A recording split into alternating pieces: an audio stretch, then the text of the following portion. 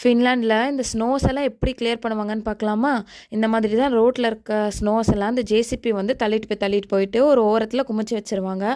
வின்டரில் பார்த்திங்கன்னா நிறைய ஸ்னோ இருக்கும். அப்படியே பெரிய மலை மாதிரி சைடில் குமிச்சு வச்சுருப்பாங்க.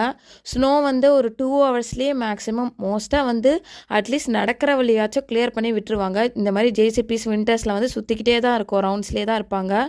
ஸ்னோ வர வர வர கிளியர் பண்ணிட்டே இருப்பாங்க. அப்படி இல்லைன்னா குறைஞ்சபட்சம் நைட்லேயாவது கிளியர் பண்ணி முடிச்சிருவாங்க. நடக்கிற ஸ்பேஸையாச்சும் நமக்கு வந்து கொஞ்சம் கிளியர் பண்ணி கொடுத்துருவாங்க ஃப்ரீயாக நடக்கிறதுக்கு.